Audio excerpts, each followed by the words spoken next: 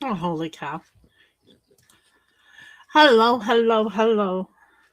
This gets more and more difficult the more I learn about it, apparently, because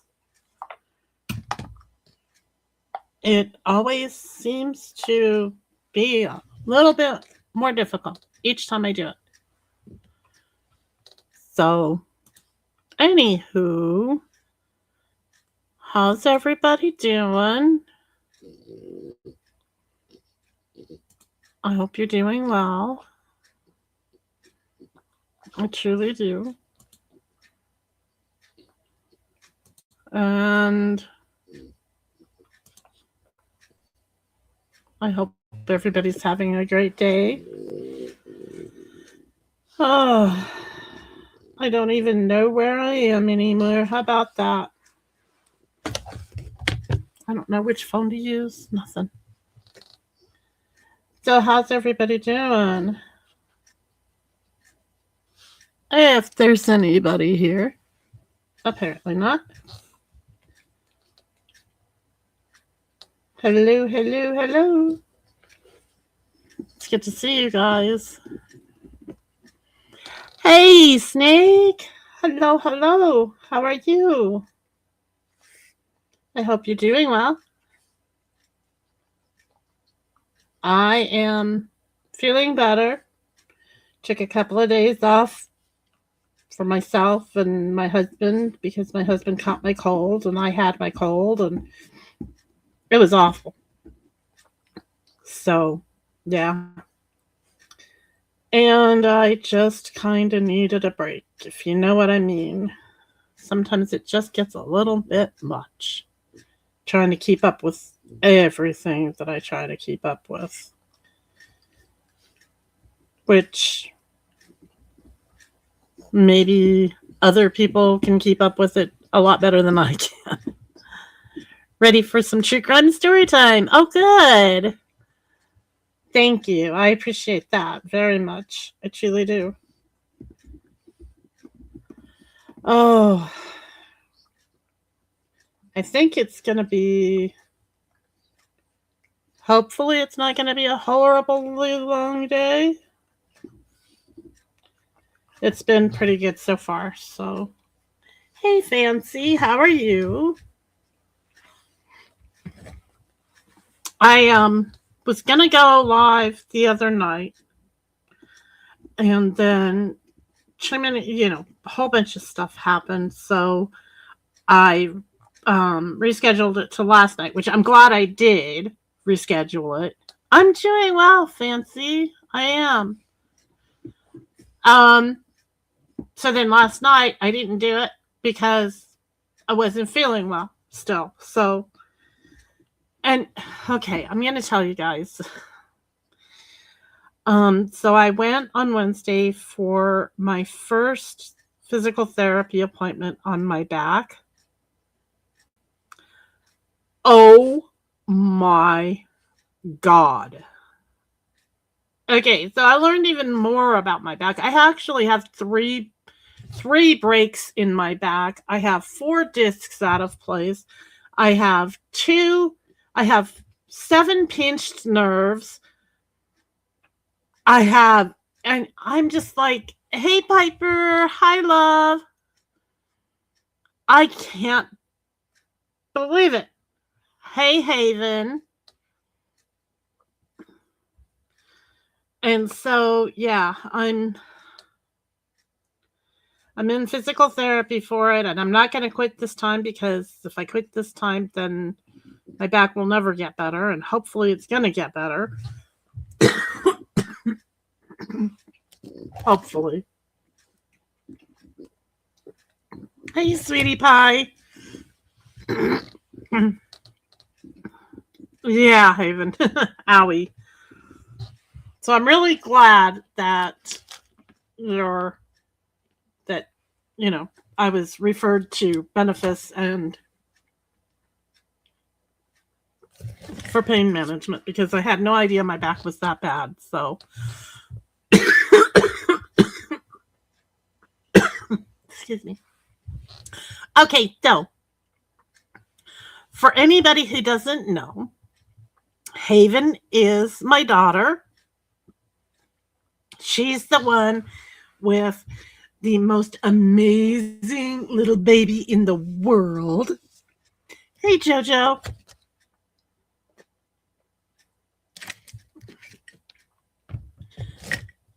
So, yes,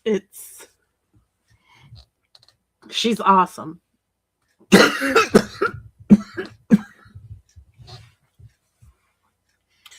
And that's the lady who has the baby.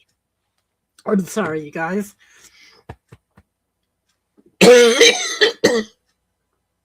Excuse me. Never should have said I felt better. I jinxed myself.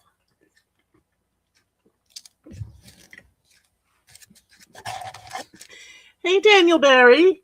Good to see you. Hi. Happy Friday. Alrighty, so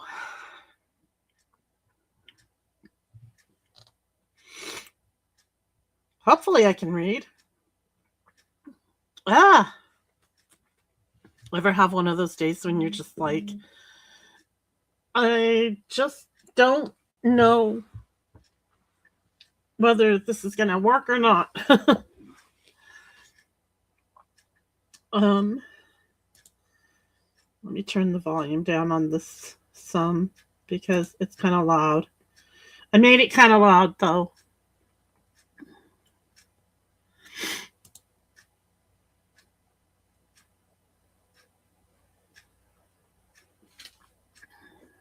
So that I can use it for other things too. Alrighty. Hide that. Oh, he just got home with Cal? Okay. Awesome. Haven, don't say their names out loud, okay? Please. Not on here.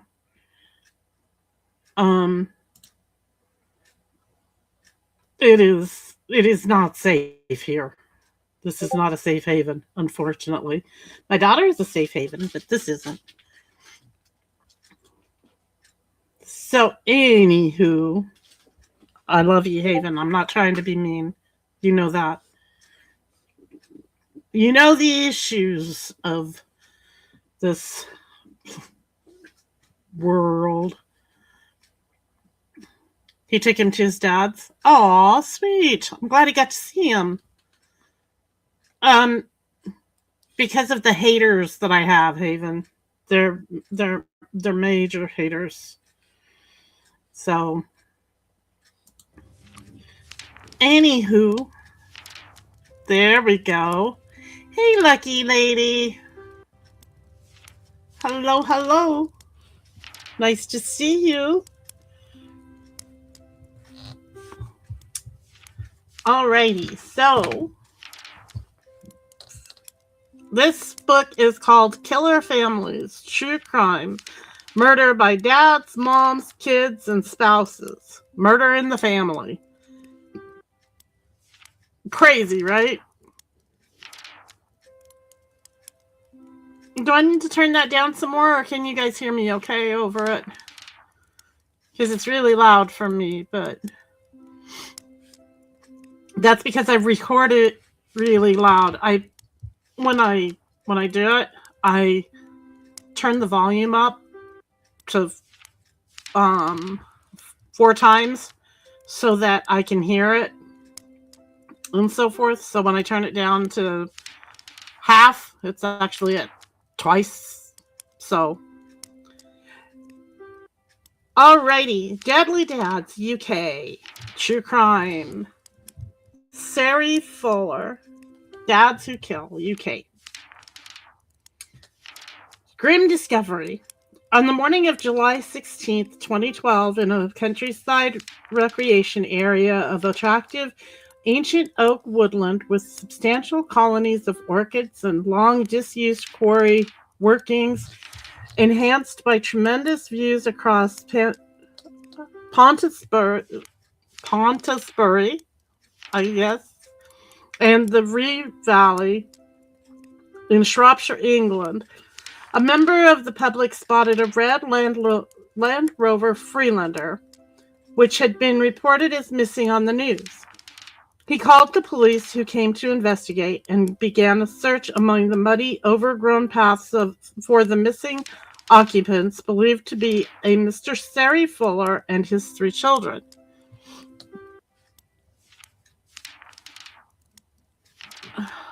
Hey, Birdie. Well, good. I'm so glad.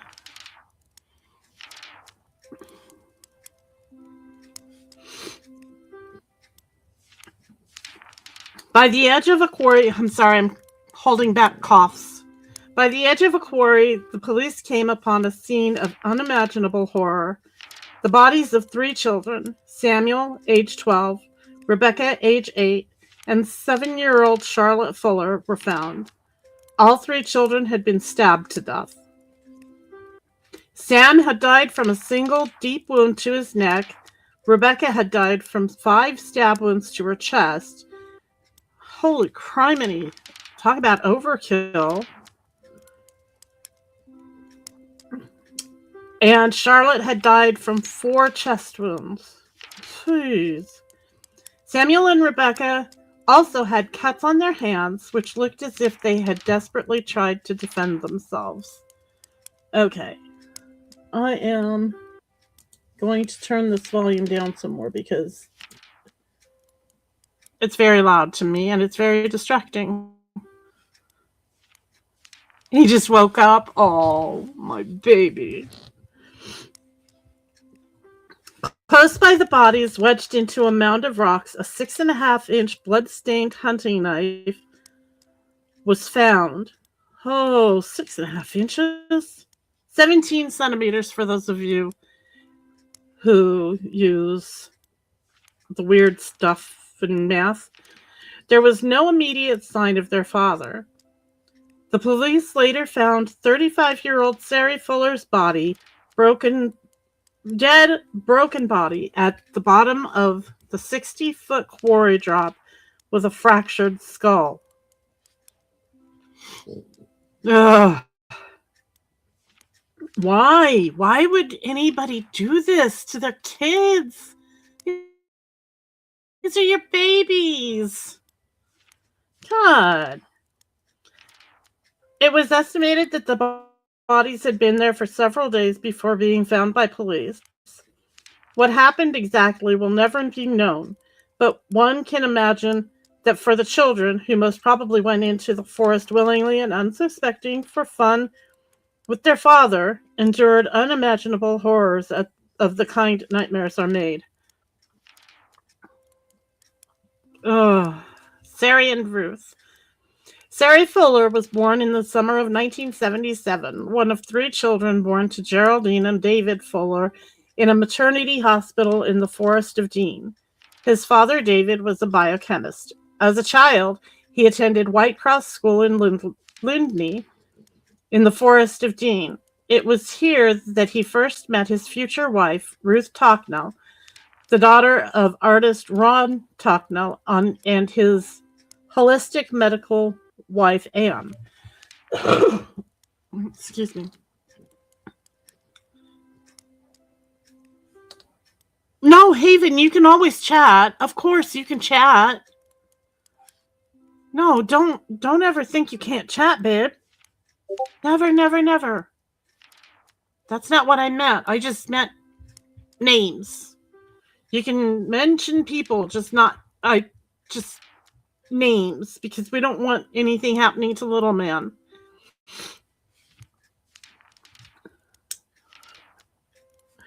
As a child, I apologize. While Ruth was artistic, Sari was academic and earned all A's in biology, chemistry, physics, and general studies.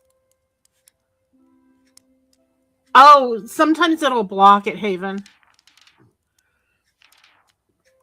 I have a few words blocked, not very many, but YouTube will block certain words, so Yeah, sorry. While Ruth was artistic, Sari was academic and earned all A's in biology, chemistry, physics, and general studies before going on to study cellular and molecular biology at Huddersfield University, Yorkshire. He graduated in 2001.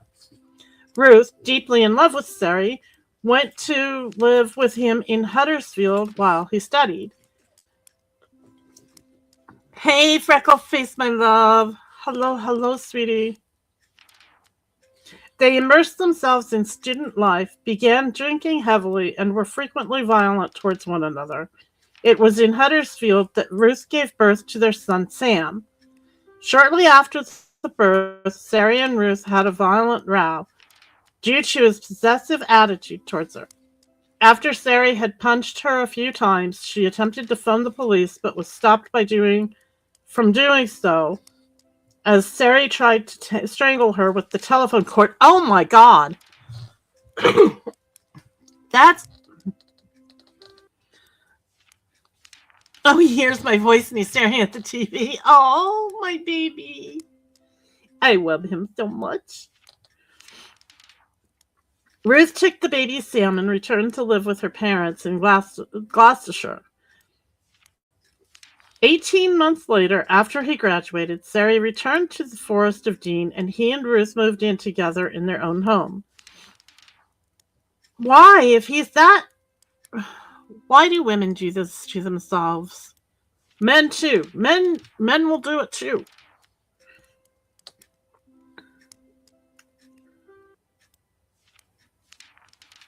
Sari secured a job as a production line supervisor in 2002 with the global business company Glatfelter, which was a company that manufactured paper-based food and drink products in nearby Lindy.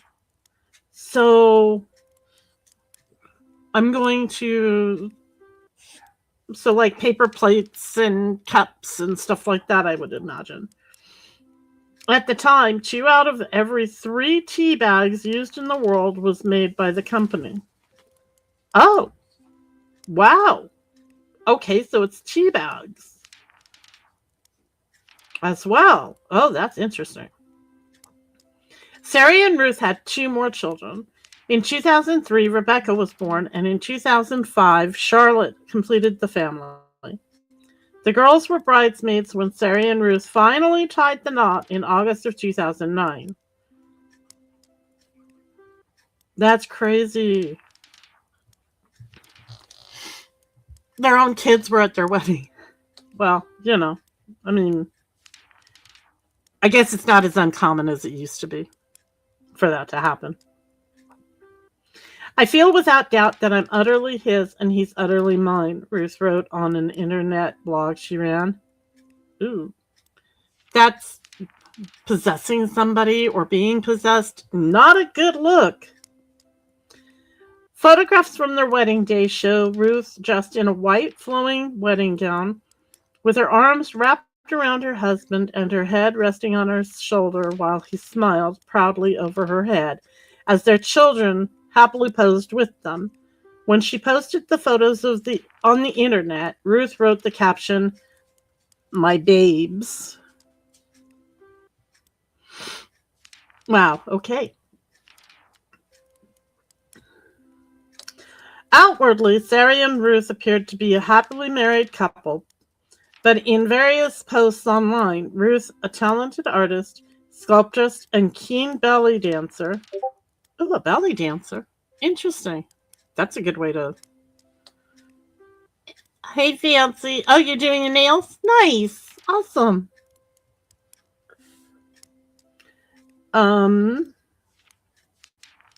Painted a different picture which showed a certain dissatisfaction with the marriage. In 2006, she posted, "For the longest time, my relationship with Sari was very fragile, and sometimes I still find it hard to have faith in our strength as a couple." I can imagine if it's that violent. In 2006, when her youngest daughter was 1 year old, she posted an entry entitled, "Bored, bored, bored." In this post, she wrote, Oh my God, I'm so bored with myself right now. When I was younger, I never stayed with the same people doing the same things for very long. Relationships and jobs rarely lasted longer than 6 months. So I was always meeting someone new, doing something new, being someone new. Don't get me wrong, I'm so glad I finally got over my commitment issues, met the love of my life, and settled down to have a family. But sometimes I really feel like I want to break free just for a little while and do something wild. Don't we all? I think that's something that everybody who grows up wants to do. You want to go back and be able to be not so grown up once in a while. Hello, mister. Can I help you? I have a I have a frog who is demanding my attention all of a sudden. Okay, you can get down now, please. Yeah, I know. Okay. In July of 2011, the family bought a 162,000 pound, $259,000 cream pebble dash semi-detached home in the village of Milkwall in the Forest of Dean, a half-hour walk from the small market town of Coleford. Excuse me.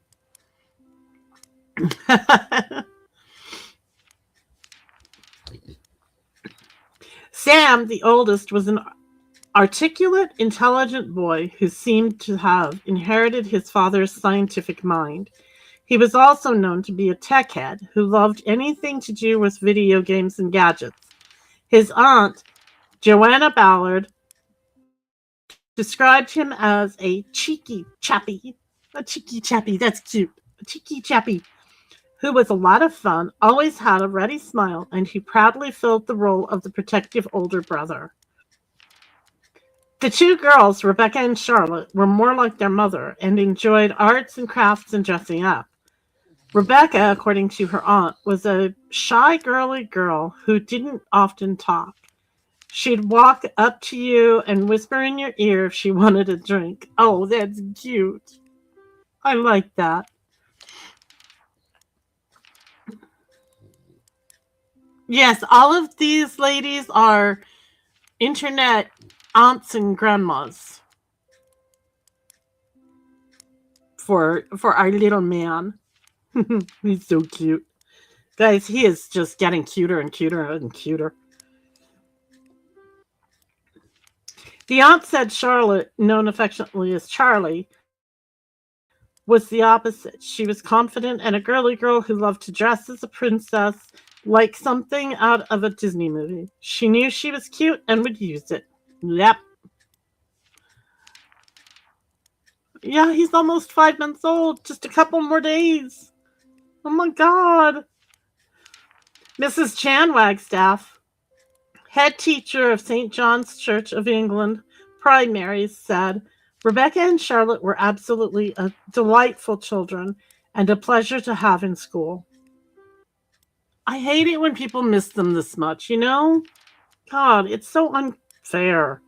These poor little babies. These poor kids. I mean, Ruth's sister Joanna Ballard lived with her husband Nick and their 3 children 6 miles away in Yorkley. The two families spent a great deal of time together. Joanna Ballard said, "We were particularly close with them as a family, and they would all come over and stay here with us for the weekends. They would all pile into one bedroom, our kids and their kids, so there would be 6 of them in one bedroom. They were all like brothers and sisters together. They were as close as cousins could be."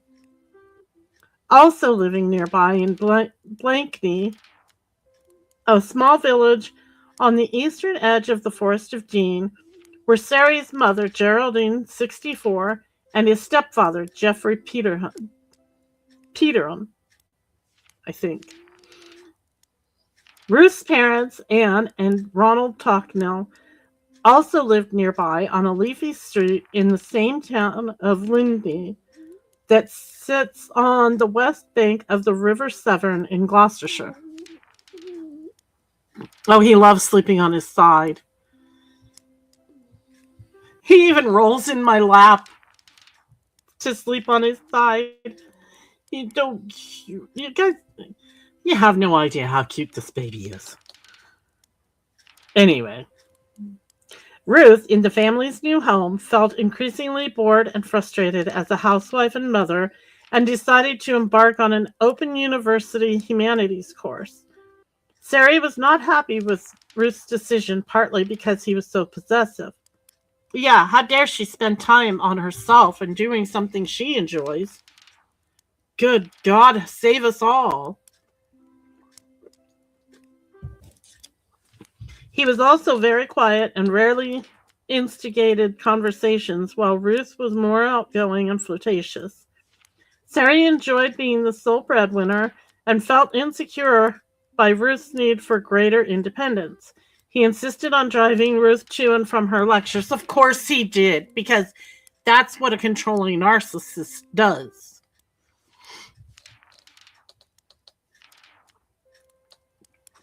Ruth's midlife crisis. One of Ruth's tutors was twice married anthropologist 38-year-old Mark Lindley Highfield, hyphenated, the son of a Birmingham warehouse foreman. Before beginning his academic career, he had worked as a finance broker. He styled himself as Mark Paul Lindley Highfield of Ballambie Castle. He had bought the ancient Scottish feudal title Baron of Cartsburn for around £50,000, 79,000 US dollars, in 2008. He bought a title? I didn't know you could do that.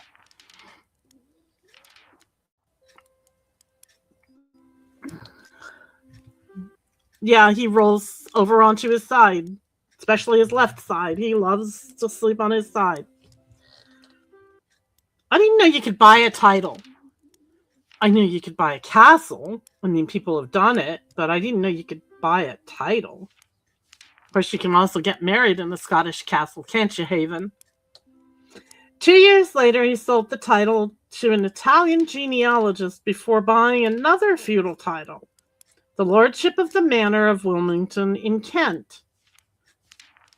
Holy crap! Buying titles? I didn't know you could. I thought they had to be given to you by royalty. That's just weird. Ruth developed a crush on Mark Lindley Highfield. She would later describe it as no more than a schoolgirl crush. As Ruth continued with her course, Sari became more and more jealous and insecure, and Ruth felt increasingly suffocated and frustrated. Unable to stand it any longer, Ruth told Sari on the night of July 11th, 2012, that she might go away for a bit, that she thought their marriage was over. She also admitted to her husband that she fancied Mark Lindley Highfield. Earlier that day, she had sent flirtatious messages to Mark. Oh, don't cheat. I mean, even if you're being treated badly, don't cheat. Who lived with his second wife in Gloucester. Yeah, now, don't do that. One of the texts she sent to her tutor referred to a midlife crisis. He replied, reminding her of boundaries that existed between a student and a tutor. Yes. See? One of them is smart. Of course, you would know that, Haven. Scottish castles. So, yeah. I've always wanted to go to a Scottish castle. Some people get the dreams, right? Ruth also wrote on Facebook that day that she was having a midlife crisis. Later, she had added, "Whew, that's my midlife crisis over with then, and only a few completely bonkers things done. Still, very glad of the urge to reach out to people. Loved that. Sary's sister Abigail had liked the comment. Jeez. Marriage on the rocks. Emotions were at a boiling point as Sary and Ruth faced the breakdown of their marriage. A work colleague, Stephen Harris, later recollected that he had phoned the house on the evening of July 11th. A child had answered and left the phone with the line still open, and he heard an ongoing row between Sary and Ruth and distinctly heard the words, "We can't live like this." Early the following morning, Ruth packed a bag, left for her parents' house, and continued to send flirty texts to Mark Lindley Highfield, but also loving messages to her husband. Oh, come on. Yes, he laughs now. One of who is smart? I said you're smart. Oh, yeah. It's so cute when he laughs, Freckle. Oh my god. It just... Ugh. He melts your heart. He just does. Marriage on the rocks. Emotions were at a boiling point as Sary and Ruth faced the breakdown of their marriage. Oh, I already read that part. My apologies.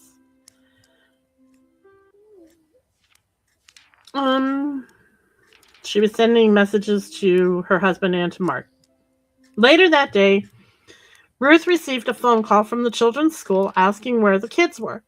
Ruth began to panic. She had no idea where the children were. She returned to the family home with her father and discovered an empty house, but when she found her husband's and son's cell phones, she became filled with a terrible sense of foreboding.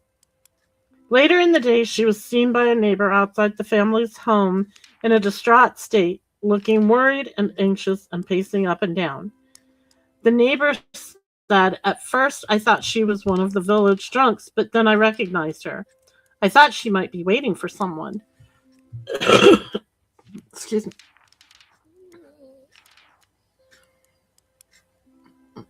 Oh, don't be sorry. Never be sorry.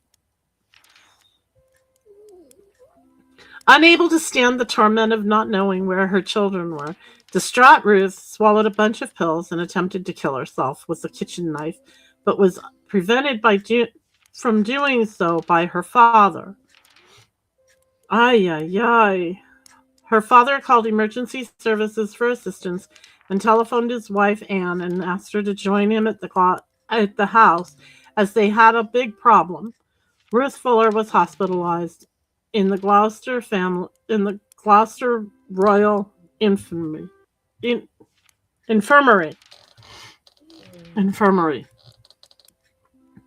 A hospital, okay? Where are the children? While Ruth suspected something terrible was happening to her 3 children, the rest of her family believed the children were somewhere safe with Sary, who had just taken a few days' break. However, given the terrible state his daughter was in, Ron Tocknell contacted the police and reported his son-in-law and grandchildren as missing. Good. Moms always know. You know what? Moms always know. That night, Ruth's sister Joanna sat by her bedside. Joanna found her sister to be a zoned-out, edgy, and anxious state. She later recalled that Ruth had woken from her tranquilized state late on the night of July 12th and staring into her sister's eyes told her, "I think that Sary has killed Rebecca." Oh, that's sad. The following day, the Gloucestershire police appealed to the public for sightings of the family and gave a description of the family car. They also issued an urgent appeal for Mr. Fuller to come forward. They described Mr. Fuller's disappearance as completely out of character and stated that the family had no plans to go away. As Saturday, July the 14th, came with no news, Ron Tocknell posted on his Facebook page, "If anyone who knows Sary has any idea of his whereabouts, please contact Gloucester police immediately. We are all so worried. Yeah, because he took the kids. That this is awful. Sari's red Land Rover was spotted in the Leominster area of Herefordshire at around midday on Thursday, July 12th, and later in Newton Powys at around 3 o'clock p.m. CCTV picked them up in the Welshpool area just after 3:30 p.m. I'm sorry, guys. These are really difficult English names. Yes, they're English, so I should be able to read them, wouldn't you think? Oh my god. It is believed that at some point after this, Sari drove his children to Paul's Coppice at Ponsbury Hill, near Shrewsbury in Shropshire. Oh my god, try saying that one fast. Where the car was spotted by a member of the public 4 days after their disappearance from the family home, 75 miles away in the Forest of Dean, Gloucestershire. As news of the murders reached the shocked residents of the community in which the family lived, candles, flowers, soft toys, and tributes were placed outside the family's house. Reverend Alan Wearmouth, based in Coleford, said that during the days immediately after the news, there was a huge sense of numbness. Oh yeah, poor babies. They're just babies.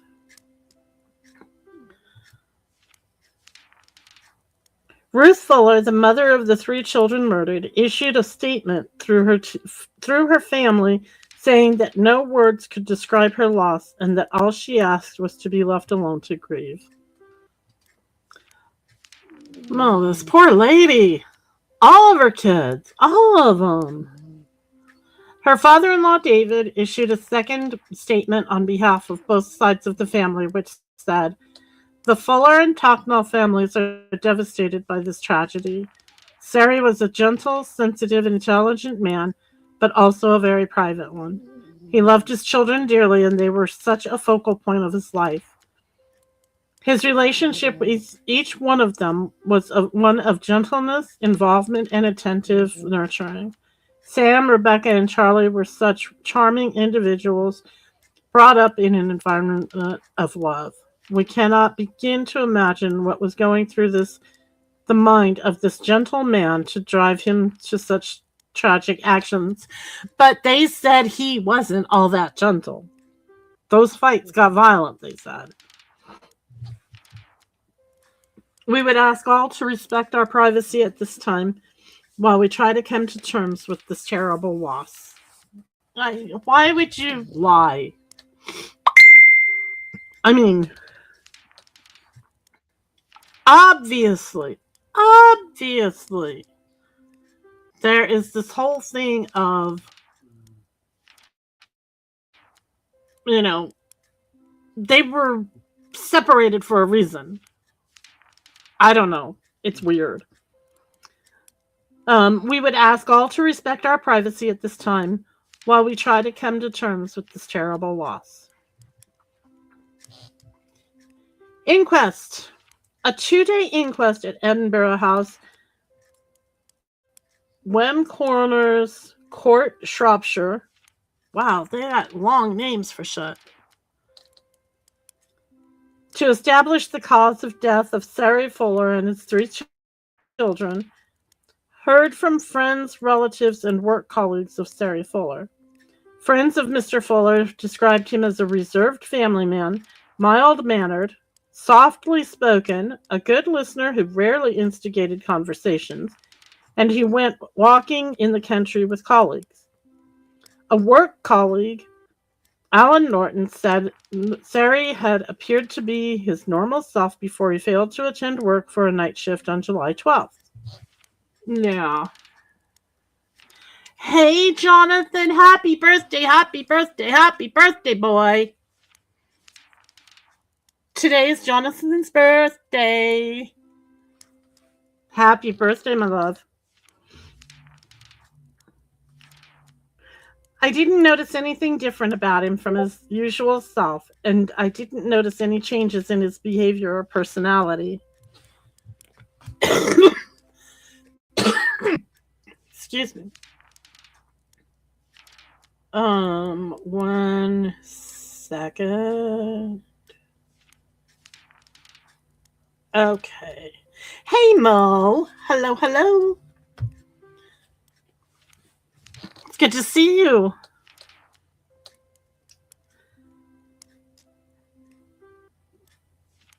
Um, his father described him as very private, but said his son was suffering from feelings of insecurity about his wife Ruth attending college and had insisted on driving her to and from her tutorials. That should tell people a lot about this man, especially this is 2012. This isn't 1918 or something. This is 2012. This is when you should know that this is not right. Yeesh. Sary's wife, Ruth, who was unable to attend the inquest due to her mental health caused by the tragedy, submitted a statement to the court. In it, she detailed her relationship with her husband. She said that she believed he had killed their children in a hateful, cruel, and horrible act, and described him as jealous and possessive. In her statement, she said that after starting a humanities course at Cheltenham College, everything was changing in their marriage. She continued by saying, "We both knew something was going wrong in our relationship, and we were both in a very strange mental state and had been for a while. He was very possessive and jealous and didn't seem to like me talking to anyone. I was changing, and I realized he was feeling neglected. He used to insist on driving me to and picking me up from my tutorials. I think it was his way of making sure I came straight home. It was difficult for Sarah to see me becoming more intelligent, happier, and interacting with other people because he was so possessive." Oh my God. Hey, Sammy Sam. Okay, for those who don't know, Haven Lee is in here. She is my daughter. Haven is my daughter. And she is mommy of the little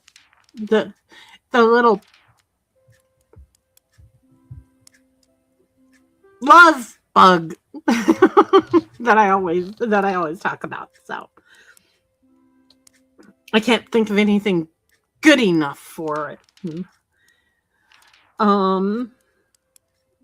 She admitted in her statement that she had developed a crush on her university tutor, Mark Lindley Highfield, and that Sari didn't like it. They had discussed separating on the evening of July 11th. "I told Sari I needed to go away for a bit," she said. "He thought I made a crisis."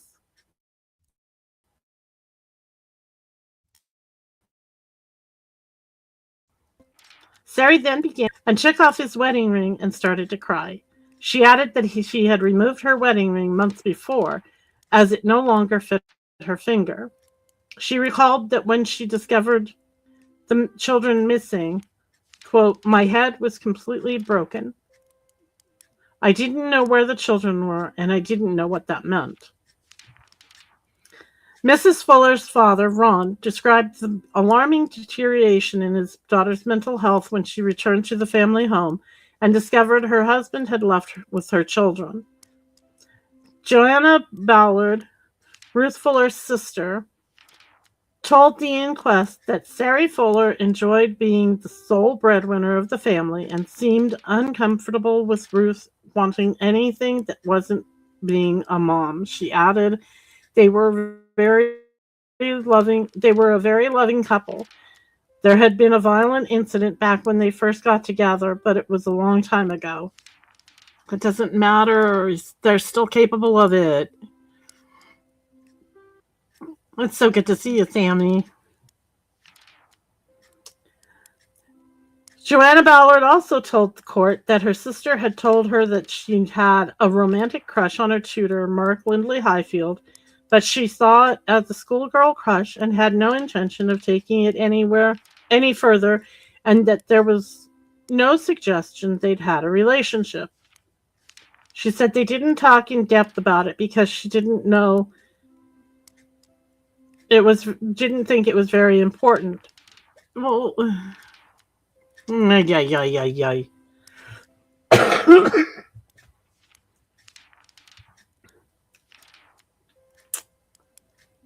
Why was she? She was egging him on. I'm sorry, but in my opinion, there was no. I am not excusing him doing any of what he did, not at all. But you have to admit that a person should have loyalty and fidelity and compassion for the person they're married to. Just saying. Deputy Coroner Andrew Barkley asked Joanne if Mr. Fuller had been unnaturally possessive. Joanne said, "In my opinion, yes. It was more possessive than I would be comfortable with in a relationship. He was very possessive, and she could be very flirty, and this could cause problems." Well, you shouldn't be flirting when you're married, right? But look what he did. I mean, no, there's no excuse for that. The court heard that on July 11th and July 12th, Ruth Fuller sent 5 text messages to Mr. Lindley Highfield and had received 6 back. In a statement to the inquest, Mr. Lindley Highfield told of a text message he received from Ruth. He said, "I received a text from Ruth asking if I wanted to go and get a drink. I then got another apologizing and saying it was meant for someone called Sari." He added, "I replied sarcastically that it was a shame and put ha at the end to make sure." He said that he had also received a text from her referring to a midlife crisis, prompting him to remind her of the boundaries between a student and tutor. I mean, he tried, right? The coroner ruled that their father unlawfully killed the children after 34-year-old student Ruth Fuller announced she was leaving the marriage. Sari Fuller's death was recorded as a suicide.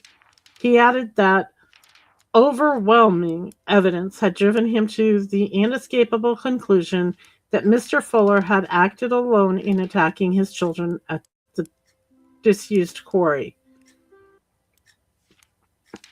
Aftermath. Following the inquest, Ruth's father, Ron Tocknell, wrote the following open 1,800-word letter to his local paper. Sari, perhaps some of you feel anger toward him. You know him only as the man who did this. I know him as the man who fell in love with my daughter. I know him as the man who worked tirelessly to support the family he worshipped. I know him as the man who, with my daughter, raised my beautiful grandchildren in an environment of love and joy and laughter. He and Ruth taught them responsibility so they knew why they couldn't always get their own way, and they were able to accept these boundaries with understanding instead of resentment. I don't think I ever heard the phrase, "because I said so," in the Fuller household. When he played with them, it was never as an adult amusing the children. He would surrender himself to the joys of playing as if he, too, were a child. When he had to address behavior, he did so with reason and never with punishment. Perhaps we will never understand the torment in Sari's mind that drove him to such an act, but I know this was not an act of malice or spite. And yet she thinks it is. She was in the marriage. Remember that. She was in the marriage. Excuse me. How does a man excuse another man for what he did? Oh my God. I weep for my daughter's pain. I weep for the loss of my grandchildren, and I weep for Sari's pain and confusion in equal measures. You're an asshole. There are no villains in this dreadful episode. There are only victims. He will always remain the man I am proud to have called my son-in-law. We cannot dictate the random paths our lives take. I would ask you all to suspend judgment and find compassion for all. The hell? No, there's no compassion in me for him. Oh my God. Conclusion. It is practically impossible to conceive how Ruth Fuller will ever manage to come to terms with the annihilation of the family she treasured, or what relief those close to her can give as they attempt to comfort her through her grief. Ruth once wrote in her blog, "When the kids are all grown up, Sari and I have promised that we'll pack a tartan shopping trolley and drag our dodgy hips off into the sunset together." That dream has long since evaporated, replaced with a daily living nightmare which no mother should ever have to suffer. No.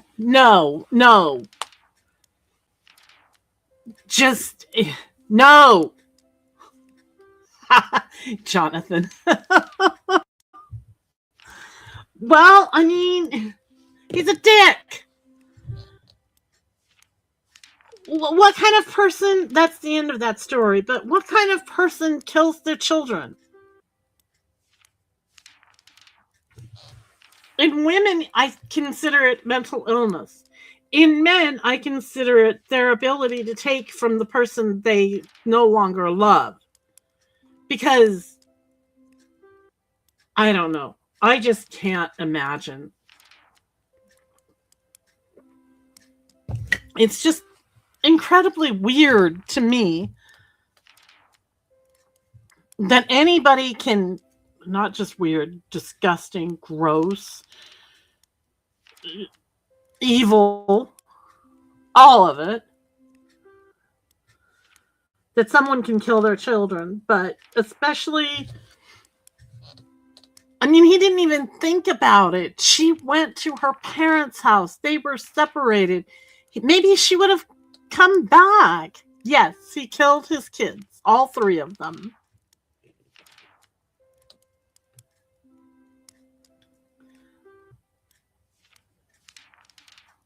Let me go back. One second, I apologize.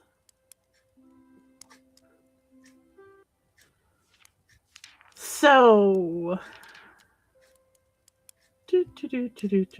trying to find. Excuse me. Let's see. Samuel was 12. He was their oldest. Rebecca was 8. And Charlotte was 7. He killed them because she left him. Because his wife left him. So he took the kids into the forest and killed them. And then jumped off a cliff. I mean, literally jumped off a cliff. Probably dove because his skull was shattered. So, you know, but unbelievable.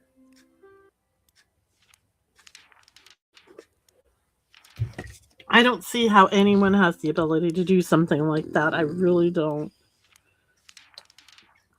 Absolutely, Piper. Absolutely. No one. Because they were having problems, Jonathan, because she was going to school and he didn't like it. And so she went to her parents' house to stay for a while. And the next day, he took the kids out to the forest, or the same night, whatever, took the kids out to the forest and he killed them and then jumped off a cliff. I can't imagine putting my children through that kind of terror. Can you imagine what they must have gone through? I mean, that's just so sad. That's horrible. Oh. I just don't get it. Yeah, Piper, nobody ever wins when the only answer is to do that.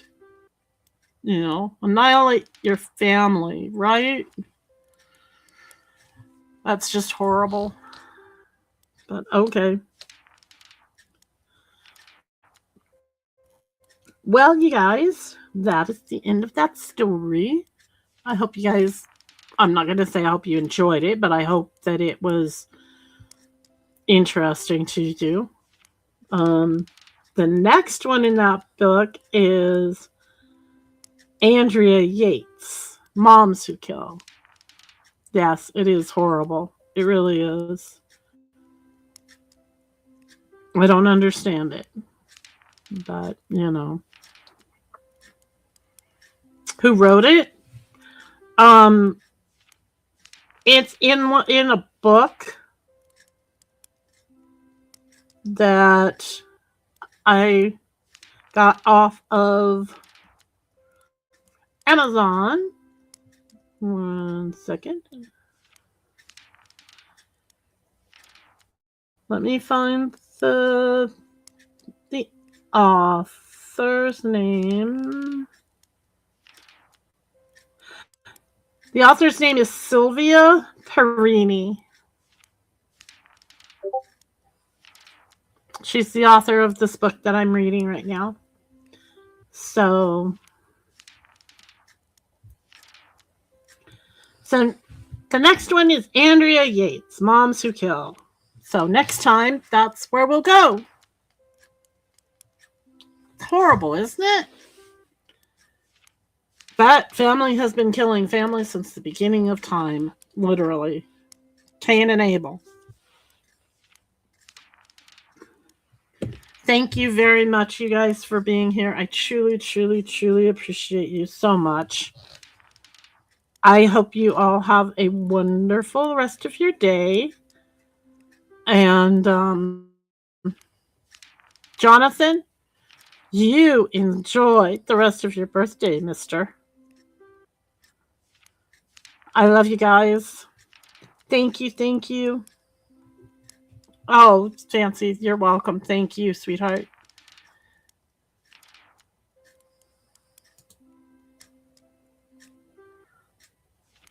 Thank you, Sammy. Thank you, Piper. Thank you, Jonathan.